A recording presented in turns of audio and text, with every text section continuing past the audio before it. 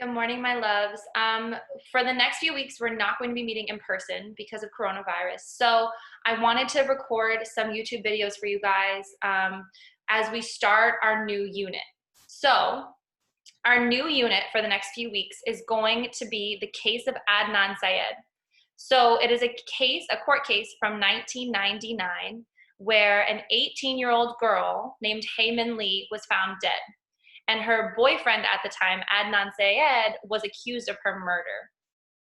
So we're gonna actually hear all the facts of this case, and you guys are gonna start to decide if you really think that Adnan Syed did kill Heyman Lee or if he didn't. So as you listen, I want you guys to pretend that you're a lawyer and you're trying to decide if your law firm should represent Adnan during his retrial. So let's just dive right in. I want us to look at the original news story so you guys can get an idea of what happened in this court case. So let's watch this video and then we'll talk about it. A star student, stellar athlete, and scholastic achiever, Heyman Lee was on her way to the top. The 18-year-old Woodlawn High School student was popular and well-liked. I was on the wrestling team last year, and she was one of the assistants, managers. We got along real well. She was nice student at Woodlawn. Everybody liked her. Lee was a member of the National Honor Society and the French Club. She had a 3.8 grade point average and a 1200 on the SAT. She played hockey and lacrosse and was already enrolled in optometry school months before graduation. Well, we were very concerned. As we stated, it was approximately 1 month. We were naturally hoping for the best. But, this is a sad time for all of us. Lee was last seen at school January 13th at 3 o'clock, driving her family's Nissan Sentra. She was supposed to pick up a cousin, but never did. Police say a passerby found her remains 2 days ago in Leakin Park. Investigators say her body was partially buried approximately 100 yards off the roadway. They identified Lee from her clothing and personal belongings. Police are investigating this case as a homicide. The manner and cause of death has not yet been determined by the medical examiner's office. Detectives will work closely with them to determine exactly how long the woman's body may have been in the wooded area, along with the exact manner and cause of death, which will be determined by that office as well. Teachers told students about their classmates' death this morning during homeroom. It is a loss felt by all, including the school's athletic director, who knew Lee personally. It's a tragedy, and it's sad that a young life has to be taken, especially senior graduating, and she has so much of a future ahead of her. So, it's just a sad day. Okay, so that was the original news story from the case.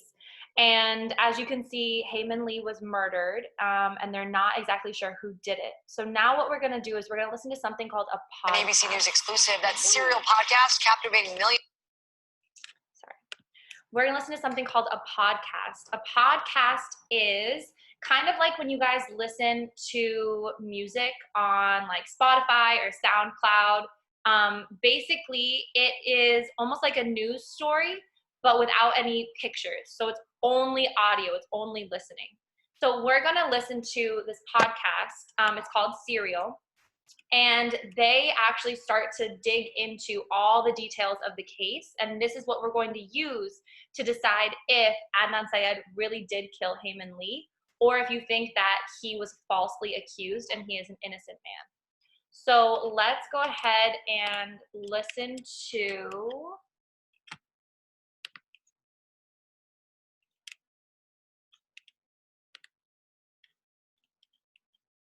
okay, so we are going to go ahead and listen to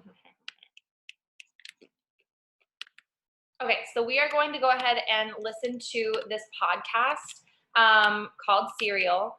And so this is just going to be the introduction to the case. A well-known defense attorney in Baltimore who'd been disbarred for mishandling client money. That attorney was the same person who'd defended Adnan, her last major trial, in fact. Rabia told me she thought the attorney botched the case. Not just botched it, actually, but threw the case on purpose so she could get more money for the appeal. The lawyer died a few years later. She'd been sick. Rabia asked if I would please just take a look at Adnan's case. I don't get emails like this every day, so I thought, sure, why not? I read a few newspaper clips about the case, looked up a few trial records, and on paper, the case was like a Shakespearean mashup. Young lovers from different worlds, thwarting their families, secret assignations, jealousy, suspicion, and honor besmirched. The villain, not a Moor exactly, but a Muslim all the same. And a final act of murderous revenge. And the main stage, a regular old high school across the street from a 7-Eleven. Hey, are you Rabia? Hi. Am I saying your name correctly? Rabia. Okay, so as we continue to listen, some things I want you guys to be thinking about are, who is Rabia Chaudhry and why is she interested in this case? So this woman was actually the one, she's the one who brought this case to this reporter. And so we're trying to figure out, why is she interested? Do we think that she's credible? Can we trust her? Does she have any bias? Does she have any preferences, one way or the other? So think about those things as you're listening. Okay. I went to go see Rabia. She was surrounded by paper, files, loose stacks, binders, some crappy looking boxes, all court documents and attorney's files from Adnan's case. Some of the papers were warped and discolored. Why do they look wet? They look like wet. These have been damaged because She explained that it was because the boxes had been in her car on and off for 15 years. Rabia is a lawyer herself. She mostly does immigration stuff. Her office takes up the corner of a much larger open space that I think is a Pakistani travel agency, though it's hard to tell. It's in this little strip mall. Across the parking lot, there's a new Pakistani restaurant, an African evangelical church, an Indian clothing shop, a convenience store. On the sidewalk outside, I found a teeny-weeny bag of marijuana. Baltimore County is like this, at least on the west side.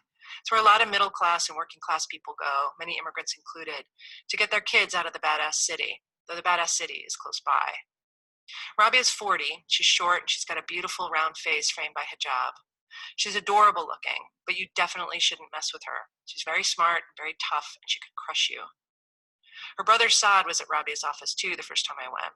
He's 33, mortgage broker, more laid back than Rabia. They told me about Adnan Syed, their friend.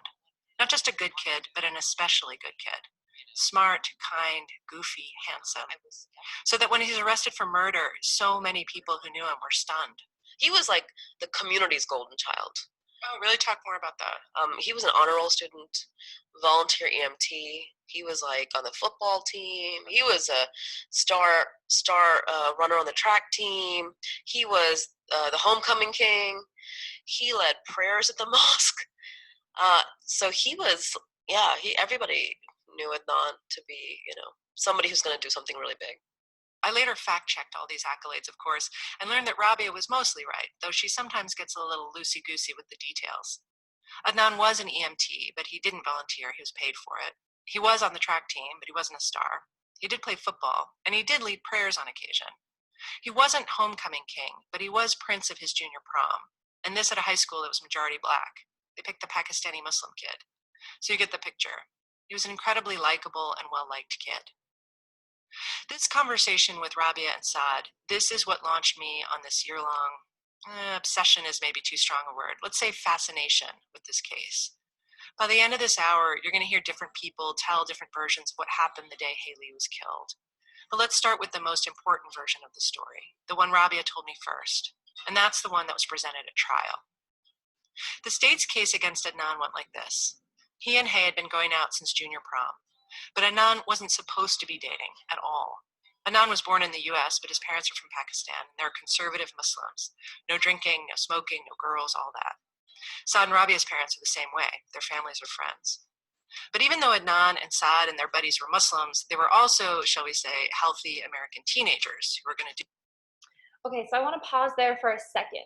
So I want you guys to think about, this is a question you're going to have to answer a little bit later, but thinking about Rabia. So we already talked about, like, who is she? Why is she interested in this case? But what's really important to think about here is, does she have bias? So bias is when somebody has a preference for somebody or something. So for example, if I decided that Andre is my favorite student and I gave him a higher grade than the other students, I would have bias.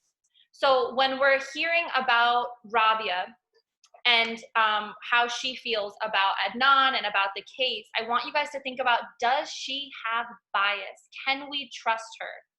Does she sound like she has a preference, or does she sound like she's being very fair? Okay, so now what we're gonna do is we're gonna move into the state's case against Adnan. So this is the case that the cops all made against Adnan when they brought him to court and accused him of killing Hae Min Lee. So I want you guys to think about, what is their case? What do they use against Adnan as you listen? Do what teenagers do, so long as they didn't get caught. So Adnan had to keep his relationship with Hae's secret. The state used this against him in two ways. First, they argued he put everything on the line, his family, his relationships at the mosque, to run around with this girl, so that when she broke up with him 8 months later, he was left with nothing, and he was outraged. He couldn't take it, and he killed her. And the second way they used it is they said, look at what a liar he is, how duplicitous. He plays the good Muslim son at home and at the mosque, but look what he was up to. Syed remembers the prosecutor's closing argument at trial. His family didn't know that he actually drank, he smoked, he was having sex. This was proof of bad character, someone who could be a murderer. But Syed says if Adnan's guilty of anything, it's of being a normal kid with immigrant parents. So like the prosecution had painted Adnan as a totally like a bipolar or like a maniacal dual personality. We all grew up with that dual personality. I mean, I'm the same way. I was like, they could paint the same thing because I was actually homecoming king, which I don't know if my sister even knows. She did not know. So, I mean, I was dating a girl that was... And why is homecoming king bad? Is that such a good thing? We don't go to homecoming. We don't, because it's a dance. It's a dance. It's a mixed gender. So I was in the same boat. My parents, my sister, they didn't know about this at all. I mean, and right now, more than 10 years later, she's finding out. You know, I know. I mean, you know, I'll admit, you know, on one side, like my family thinks I'm a virgin, but on the other hand, I play, you know. But it's the TMI. Let's see that, like that right there. I mean, it's kind of making her feel uncomfortable. You know, she's like, whoa. So just on motive alone, Syed and Rabia found the whole thing ridiculous. As for physical evidence, there was none, nothing. Apart from some fingerprints in Hae's car, which Adnan had been in many times, there was nothing linking him to the crime. No DNA, no fibers, no hairs, no matching soil from the bottom of his boots. Instead, what they had on Adnan was one guy's story, a guy named Jay. He's the third person you need to remember in this crime story, besides Hae and Adnan. Jay was a friend of Adnan's. They'd been in school together since middle school. They weren't super close, but they had mutual friends. Jay sold weed, and he and Adnan smoked together. The story Jay told police had problems because it kept changing from telling to telling. So I want to go ahead and pause here. So we heard a little bit about the case that the state has against Adnan, but now what I really want us to listen to is Jay's testimony. So like she said, Jay is going to be a very important person because his testimony was really the only evidence that the state really had against Adnan to accuse him of being a murderer and eventually convict him for this murder. So I want you guys to listen. What do we learn about Jay's testimony? That's the question that we're looking for as we listen. But they were able to bolster the main plot points using cell records from Adnan's phone. By the time I left Rabia's office that first day, I understood only one thing clearly, though maybe not the thing Rabia and Syed wanted me to understand. But what I took away from the visit was, somebody is lying here. Maybe Adnan really is innocent, but what if he isn't? What if he did do it, and he's got all these good people thinking he didn't?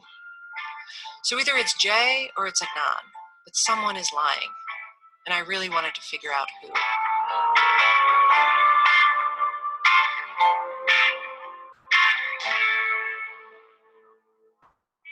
In the early morning of February 28th, 1999, Adnan was arrested by Baltimore City detectives.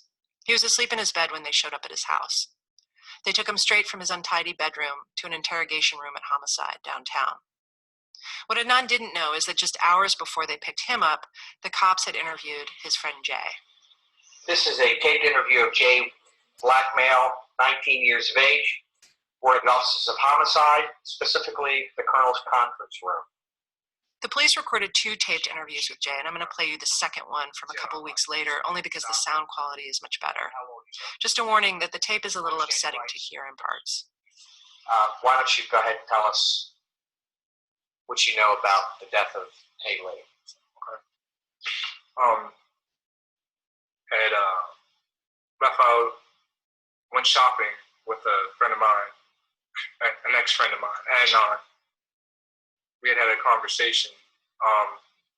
During the conversation, he stated that he was going to kill that bitch, referring to Haley. I took it with context. It didn't stand out my head any. Jay says he didn't take it too seriously. The cops have him start again from the top. On the morning of the 13th, Jay says, Adnan had left school and driven to Jay's house. Jay had graduated from school the year before and was working, but not on that day. January 13th happens to be the birthday of Jay's girlfriend, Stephanie, and Jay, who didn't have his own car, needed to go buy something for her. So Adnan comes over. According to Jay, they go shopping at the mall. Where did you do that? We left the mall. I took him to school. I dropped him off in the back of the school. He went up to class. He left his cell phone in the car with me. Told me he'd call me. I went back to my friend Jen's house and waited for him to call. Okay, now at this point, you know why he's leaving the car with you. Yes. And why is that? Because he said he was going to kill Henny. And the reason you have the car and the cell phone was why? To pick him up from wherever he was going to do this. Okay. And you had talked about this while you were shopping that day? The details of the car and all? The events, how they were going to plan out. That day he told me, yes, he told me, I'm going to leave you with my cell phone and my car. I need you to come get me. Yes. After he killed Henny, yes. Later that afternoon, the call comes. You receive a phone call from Adnan. Yes. On his cell phone. Yes. Which is in your possession. Yes. And the conversation was what? That bitch is dead. Come and get me. I'm at Best Buy. Jay drives to Best Buy and sees Adnan in the parking lot. I noticed that he wasn't with him. I parked next to him. He asked me to get out the car. I get out the car. He asked me, am I ready for this? And I say, ready for what? And he takes the keys. He opens the trunk. And all I can see is like Hayes' lips all blue. And she's like pretzeled up in the back of the trunk. And she's dead. They leave the parking lot. Adnan's driving Hayes' car with her body in the trunk. Jay is driving Adnan's car. They ditch Hayes' car at the I-70 park and ride, and then, to hear Jay tell it, they just kind of tool around Baltimore County together for a while as if nothing had happened. Buy some weed, cruise around, make some calls. After a while, Jay drives Adnan back to Woodlawn High School. Why did you take him back to school? He told me that I had to take him back to school because he needed to be seen there. So was he going to a certain event? It's practice, track practice. Track practice. Yes. So he wanted an alibi. Yes. He wanted to be seen by the people at track. Yes. And you guys had discussed that. He just told me that he needed to be seen. Yes. He told me that he needed to be seen at track practice. Okay, so I'm gonna go ahead and pause there. What I want to do is fast forward a little bit and actually hear from Adnan. So what the Sarah Koenig, the woman, the interviewer, does is she actually gets to contact Adnan in jail. And he kind of starts to tell us his side of the story. So as we listen to Adnan's reflections, as we listen to his side, I want you guys to think about what is he claiming? Like, what is Adnan's side of this argument? And what are the problems with Adnan's testimony? Here, a testimony means like an official statement given in court, sworn to be true. So his testimony, this is what he is saying happened, what he says is true. So I want you guys to listen and think about what is he claiming and what problems are there with his testimony. Happen. None of this is true at all. He says he had nothing to do with Hayes' murder, and he doesn't know who did. Hay was Adnan's first serious relationship with a girl. He says he loved her in the way of high school love, but then also in the way of high school got over her. So that when they broke up for good, sometime before Christmas break of senior year, he says he was sad for sure, but not obsessed or anything. I just sometimes wish they could look into my brain and see how I really felt about her. And no matter what else someone would say, they would see, man, this guy had no ill will towards it. Whatever the motivation is to kill someone, it didn't exist in me. You know what I mean? No one can ever say why. People can say why, oh man, he was mad, this, that, or the other. But no one can ever come with any type of proof or anecdote or anything to ever say that I was ever mad at her, that I was ever angry with her, that I ever threatened her. You know, that's the only thing I can really hold on to. And it's like my only firm handhold of this whole thing is that no one's ever been able to prove it. No one ever been able to provide any shred of evidence that it had anything but friendship towards her, like love and respect for her. That's at the end of the day, man. The only thing I can ever say is, man, I had no reason to kill her. He's adamant about this. You can hear it, right? He's staunch. The problem is, when you ask Adnan to go back and tell his version of what happened that day, to refute Jay's story, everything becomes a lot mushier. Yes, he hung out with Jay on the 13th, both during and after school, but he doesn't remember exactly where they went, or what they did, or what time it was. Here's what he's got. January 13th unfolded like any other day, a normal, mostly uneventful day. He says there are a couple of things that do stand out, though. That day was Stephanie's birthday. Stephanie was one of Adnan's best friends, and also Jay's girlfriend. Adnan had gotten Stephanie a birthday present, a stuffed reindeer, which he'd given to her in second period, Miss Efron's English class. And it occurred to me that day that I was going to ask her boyfriend, Jay, did he get her a gift? So sometime during the day, before noon. Wait, Adnan, just hold up for a second. Why? Sure. Why did you care whether Jay got Stephanie a present? Like, what's it to you? Well, Stephanie was a very close friend of mine, as I mentioned, and it was just, I just kind of wanted to make sure that she also got a gift from him. You know, she had mentioned to me that she was looking forward to getting a gift from him. She mentioned she was really happy to get the gifts that I gave her. So it just, as I would with any friend, I just kind of, went to check on that. I kind of had a feeling that maybe he didn't get her a gift.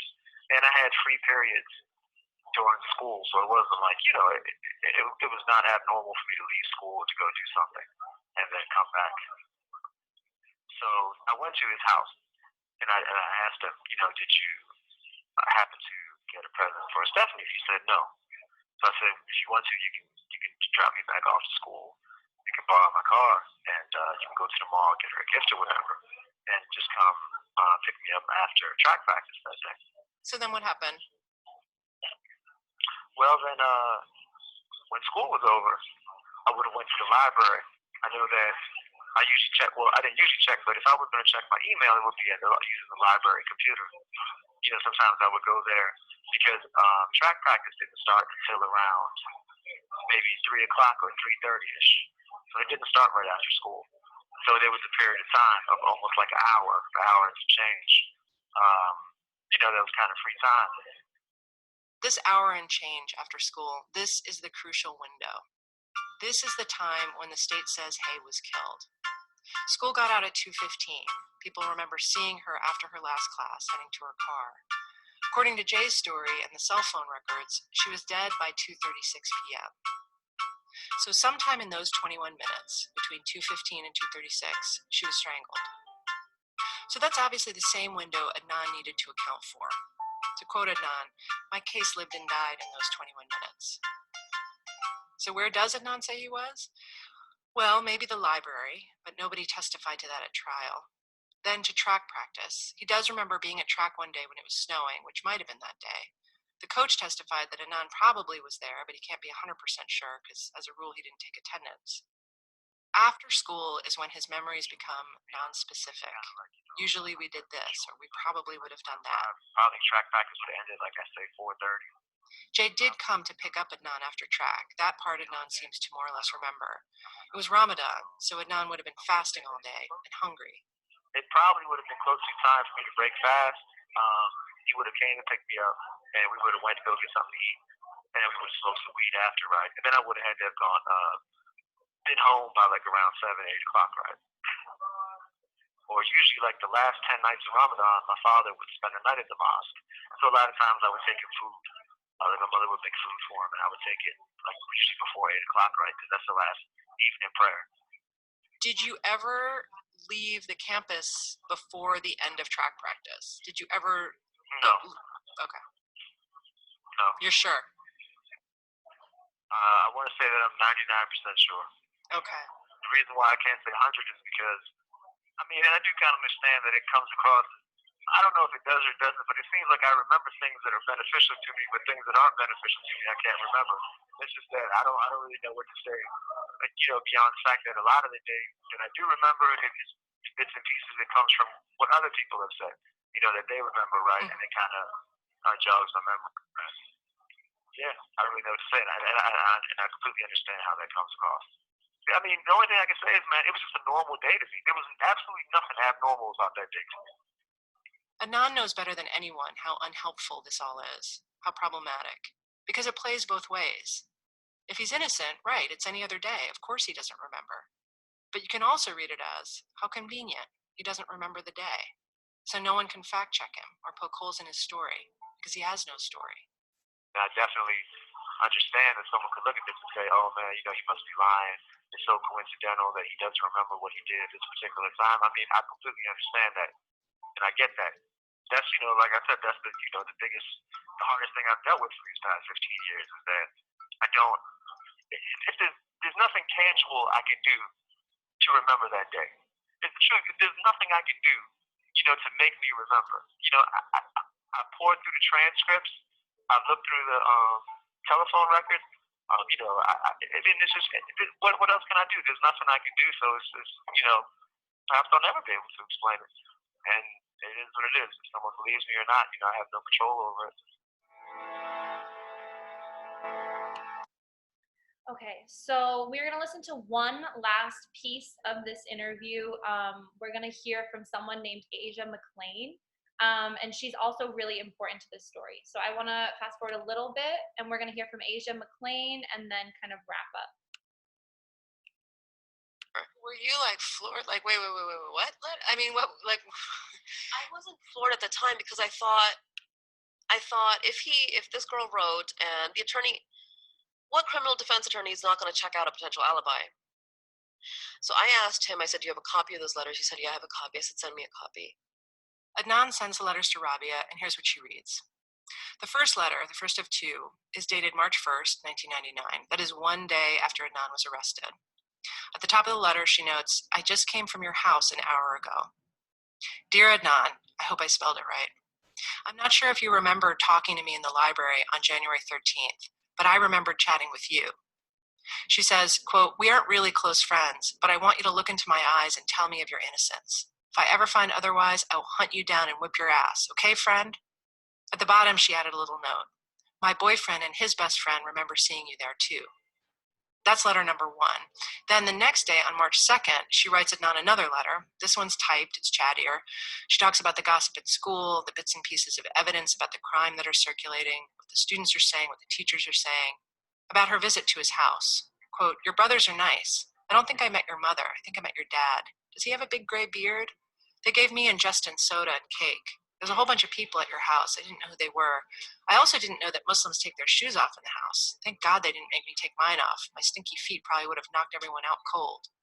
Why haven't you told anyone about talking to me in the library? She asks him. Did you think it was unimportant? You didn't think that I would remember? Or did you just totally forget yourself? Adnan says now that he does, in fact, remember seeing Asia in the library. The thing he remembers about it is so high school. Asia used to go out with Adnan's friend Justin, and Justin had confided that Asia was a proper young lady. In other words, Justin wasn't getting any. So Adnan remembers thinking he would now get to tease Justin about seeing Asia with her new boyfriend. Maybe the new guy was getting lucky. Anyway, Rabia calls Asia up. It's been a year since she wrote the letters, but she agrees to meet. And she told me that day after school, I went to the public library, and Adnan was sitting at a computer checking email or something, and I sat down next to him, and we started chatting. And Adnan was a very popular boy in school. He's handsome and, popular with the ladies. So she was speaking to him, and her boyfriend shows up a little bit later with a friend. And she said her boyfriend was really angry at her because he's like, why are you talking to him? As high school kids, why are you talking to him? Is he hitting on you? And she remembered very specifically that day she went to her boyfriend's house with him. And they got snowed in. And that snowed really heavily that night. And she remembered that for the following 2 days, school was closed. So she had very specific details about why she remembered that day. Asia wrote out an affidavit on the spot. Okay, so we're going to go ahead and pause there. and kind of come back. So just to recap this case. So the state's argument says that Adnan is a liar. They claim that he got angry when his girlfriend broke up with him. And they also have this witness, Jay, who is Adnan's friend. And Jay says that Adnan killed Hae Min Lee and that he saw her dead body, and he actually helped Adnan bury the body. On the other hand, Adnan, although he says he's innocent, can't really remember the day. But the really important piece is that at the end there, they talk about this girl, Asia McClain, who becomes Adnan's alibi.